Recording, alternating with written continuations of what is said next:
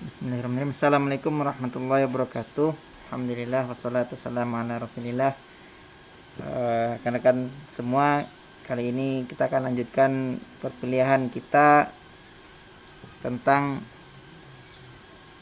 sistem informasi geografis ya, pengantar sistem informasi geografis. Sebelumnya tentu kan sebelum sampai ke definisi sistem apa itu sistem informasi geografis, saya akan perlihatkan sedikit ilustrasi yang terkait dengan sistem informasi geografis. Sebagai contoh, ini pengandaian, ada sebuah penyakit baru yang muncul di tengah masyarakat. Sebut ini penyakit A. Dan ini peta rumah-rumah yang terjangkit penyakit tersebut. Penyakitnya baru, tidak diketahui penyebabnya apa, tapi tidak menular. Nah, ini tidak menular. Jadi terkena penyakitnya, jadi penasaran orang, kenapa ini muncul penyakitnya tapi tidak menular. Ini segi lima adalah sebaran rumah-rumah yang terjangkit penyakit. Kemudian kita tambahkan data lain, misalnya jalan. Sepertinya tidak ada kaitan dengan jalan ya penyakit ini. Jadi berbagai orang berbagai aspek mencoba mencari tahu apa sebab penyebaran penyakit ini. Termasuk orang medis itu udah pasti. Kemudian orang yang bergerak di bidang geografis, bentang alam, itu juga bisa ikut serta dalam mencari tahu ini, membuka misteri dari penyakit ini. Jadi dicoba diambil data-data dan dipetakan, kemudian dihubung-hubungkan dengan faktor-faktor lain. Nah, yang pertama, sebaran penyakit dengan jalan. Ini jalan raya, jalan utama. Kalau secara sederhana mungkin tidak terlihat ada hubungannya dengan jalan raya. Kemudian di daerah tersebut ada tambang logam ya. Ini lokasi peta tambang logam. Kemudian dicoba di overlay dengan rumah-rumah yang terkena penyakit. Hasilnya seperti ini. Jadi digabungkan data peta antara rumah-rumah orang-orang yang terkena penyakit dengan keberadaan tambang logam. Maka sepertinya ada sedikit clue ya. Karena rumah-rumah yang terkena penyakit itu berada di dekat-dekat tambang logam. Tapi masih belum jelas, karena ini ada satu rumah yang jauh dari tambang logam, ini juga ada jauh dari tambang logam. Kemudian dicoba dicari-cari yang lain, faktor-faktor bentang alam yang lain selain jalan. Mungkin sungai ya, kita coba masukkan sungai. Ini ada sungai, arah alirannya dari kanan ke kiri ya, arah alirannya. Daerah kanan lebih tinggi. Kalau dengan memasukkan data sungai ini, sepertinya ada petunjuknya. Ada kemungkinan ini rumah jauh dari tambang logam, tapi kemungkinan ini limbahnya masuk ke sungai dan kena rumah ini. Ini ada muncul hipotesis baru berdasarkan data-data ini. Dan kalau kita lihat, sepertinya ada yang unik juga. Rumah-rumah yang terkena penyakit itu lebih berat, banyak sebelah kanannya tambang logam.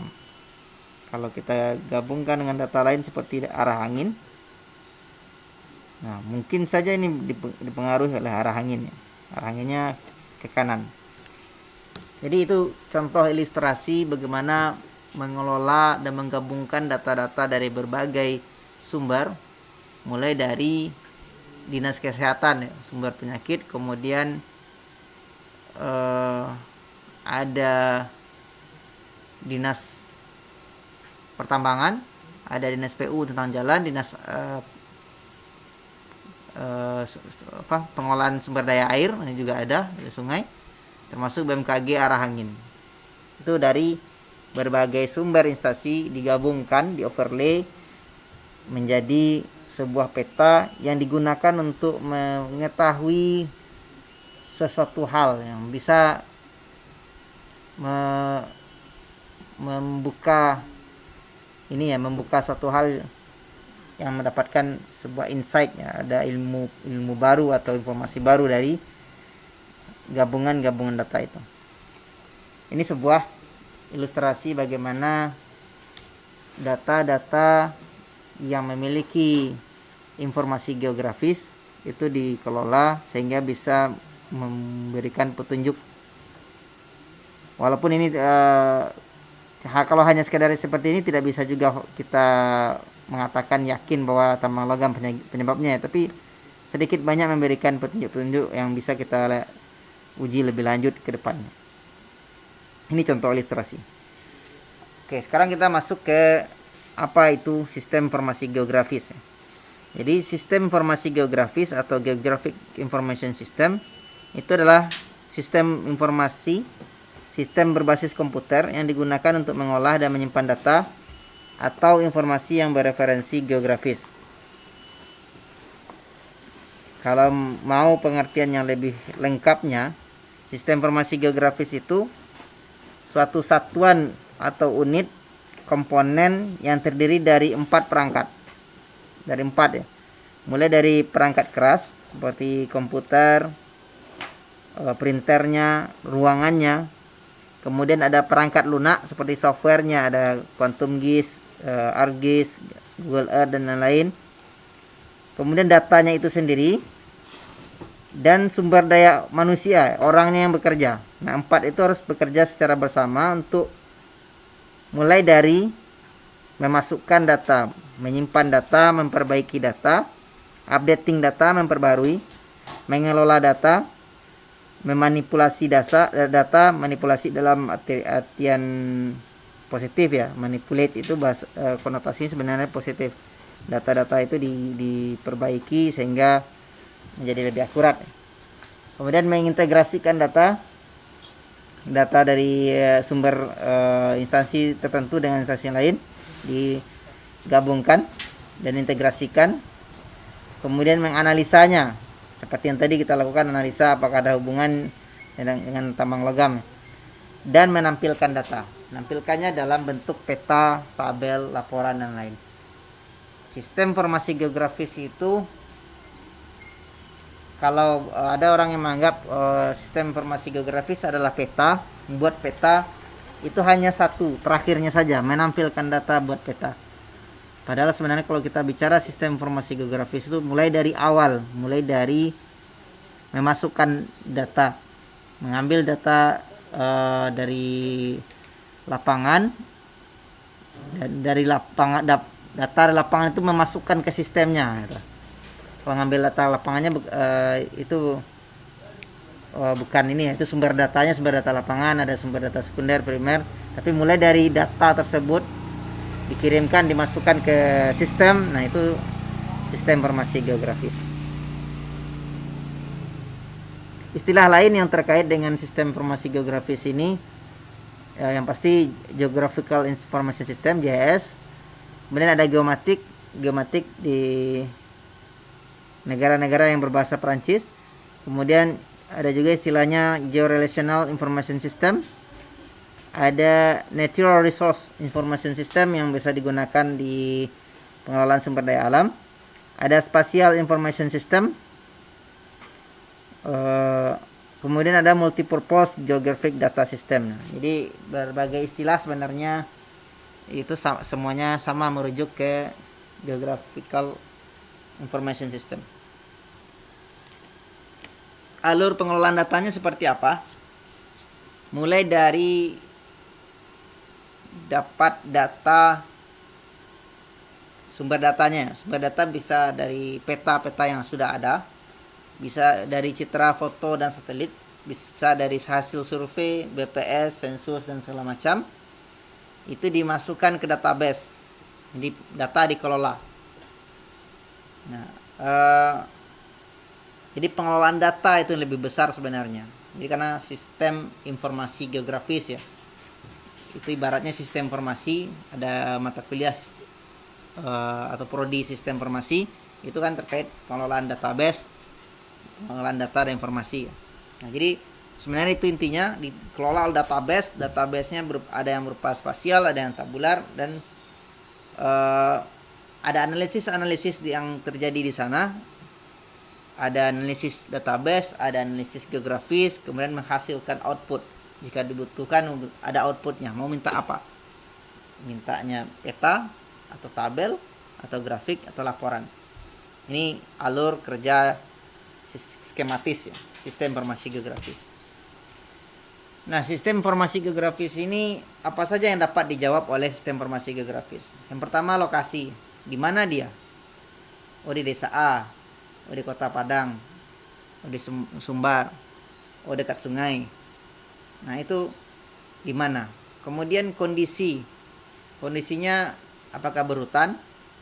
Apakah macet? Kalau peta ini ya peta Google Map yang update-nya bisa melihat jalur mana yang macet atau tidak. Kemudian kondisinya berapa besar potensi tambang, berapa besar potensi tutupan hutan, cadangan karbon, dan lain-lain, dan di mana lokasi yang paling tepat misalnya untuk membuat sebuah kebun sawit atau rehabilitasi hutan. Itu kondisinya. Kemudian kita juga bisa melihat kecenderungan dari tahun ke tahun, kita bandingkan petanya. Seperti ada penelitian mahasiswa S2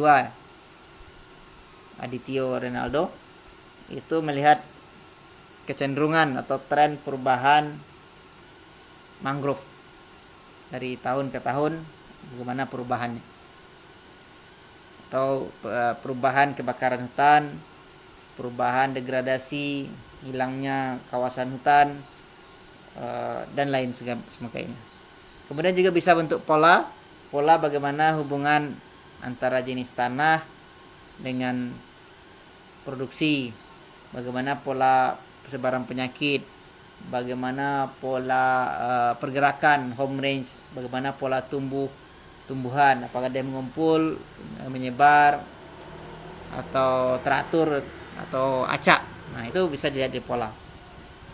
Dan kita juga bisa melakukan simulasi atau modeling untuk melihat kedepannya itu seperti apa. Berapa misalnya kalau berapa erosi, jika erosi itu berkurang jika luas hutan di hulu sungai A itu meningkat, atau sebaliknya berapa erosi yang akan terjadi jika dilakukan penebangan hutan ya, logging di kawasan misalnya 100 hektar. Itu bisa dijawab dengan analisis sistem informasi geografis. Nah, informasi apa yang dikelola oleh sistem informasi geografis? Yang pertama ada informasi lokasi atau spasial. Ini terkait dengan koordinat ya, ada X, Y, Z, longitude, latitude, longitude, altitude ya. Longitude, latitude, kemudian ada ketinggian, latitude. Harus ini ke bujur, longitude, bintang, latitude, ketinggian, altitude. Nah, ini bisa salah sebut. Kemudian informasi deskriptif atau atribut data atau informasi non spasial, misalnya jenis vegetasinya, luasnya, nama daerah, dan segala macam. Data di sistem informasi geografis itu ada dua. Ini di gambar sebelah kanan ada data yang berupa vektor. Vektor itu terbentuk dari titik, garis, dan poligon. Titik, kemudian garis itu hubungan beberapa titik dihubungkan jadi garis, kemudian poligon. Poligon itu garis yang bertemu ujungnya, jadi garis tertutup bertemu ujung pangkal dan memiliki luas, itu poligon. Kemudian data raster, data yang berupa piksel ya. Piksel titik, kotak-kotak yang seragam ya, ukurannya sama persis, piksel-piksel. Nah, kalau ilustrasi sederhananya sama dengan ketika kita ada gambar, foto, kemudian kita zoom sebesar-besarnya, akhirnya akan muncul kotak-kotak. Kotak-kotak itulah yang piksel. Jadi itu raster. Kalau ketika menggambarkan sebuah garis di raster, menggambarkannya seperti ini caranya. Jadi kotak-kotaknya itu diwarnai. Sebuah titik seperti ini, sebuah poligon seperti ini ininya. Jadi beda ininya ya, caranya. Sebelah kiri bawah ini ada, saya menunjukkan gabungan antara raster dan dengan poligon. Kalau ada berupa garis-garis jalan ya, ini jalannya diperjelas seperti ini, ada kemudian ada terlihat warna biru-biru, ini jalannya diperjelas, atau sungainya diperjelas dengan berupa garis ya. Nah, garis itu data vektor. Kemudian ini gedung-gedungnya dibuatkan kotak-kotaknya. Kotak-kotak itu berupa poligon, tapi ini lebih advance ya, bukan hanya sekedar poligon tapi sudah masuk ke 3D, 3 dimensi. Dan background di belakangnya adalah foto citra satelit atau foto udara. Nah, foto udara inilah yang raster. Kalau di zoom kan kelihatan dia piksel-pikselnya. Dan ini data yang tampak ya, data tampak di tampilan seperti ini. Tapi di dalam ketika kita mau mengklik sebuah jalan ini misalnya, kalau diilustrasikan ini ada sebuah jalan, jalannya ada 1, 2, 3, 4, 5, ada 5 jalan. Ini jalan 1, jalan 2, jalan 3, jalan 4, jalan 5. Di dalam sebuah garis jalan ini, kalau di sistem informasi geografis itu ada data di dalamnya. Datanya bisa berupa ID jalannya jalan 1, kelas jalannya kelas 1, apa permukaannya bisa aspal, dan lebar, nama, dan segala macam. Ini bisa sebanyak-banyaknya ya di dalam data jalan garis ini. Begitu juga dengan raster, dalam satu kotak titik pikselnya itu ada angka di dalamnya biasanya. Angkanya berapa? Nilai dari piksel itu data atribut. Macam-macam tipe file. Kalau kita mau bekerja di sistem informasi geografis, ini beberapa datanya ada SHP, shape file. Ini dikembangkan oleh Esri, softwarenya ArcGIS. Tapi dia tidak berdiri sendiri ya, terdiri dari beberapa file pendukung. Jadi kalau ada SHP, ada file lainnya SHP, SHX, DBF. Ini minimal 3 itu. Kemudian ada SBN, SBX, PRJ. Kalau ada yang kurang, maka tidak bisa bekerja dengan baik. Jadi kalau mau mengcopy filenya, jangan hanya SHP saja. Kemudian ada geodatabase, itu juga dikembangkan oleh Esri,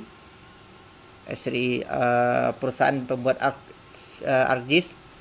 Kemudian ada geopackage, GPKG, itu yang open source format yang dipakai oleh Quantum GIS.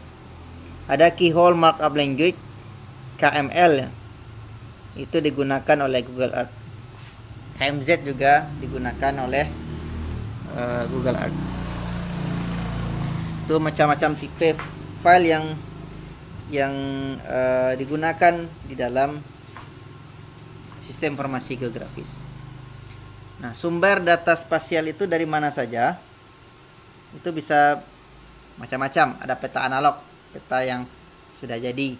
Kemudian bisa dari penginderaan jauh. dari citra satelit, foto udara, drone dan semua macam. Bisa dari survei lapangan, data hasil pengukuran, atau dari data GPS. Contoh kalau mau mengambil data, ada website dari Badan Informasi Geospasial, BIG. Ini lembaga yang mengelola data-data geospasial di Indonesia. Ini lihat di websitenya ada tanahair.indonesia.go.id. Itu bisa download banyak informasi di sana, banyak peta. Ini bisa jadi sumber informasi dalam pengelolaan sistem informasi geografis. Demikian pengantar tentang sistem informasi geografis. Mudah-mudahan bisa memahami seperti apa sistem informasi geografis bekerja. Untuk berikutnya kan bisa kita masuk ke lebih detail tentang aplikasi dan cara penggunaannya. Assalamualaikum warahmatullahi wabarakatuh.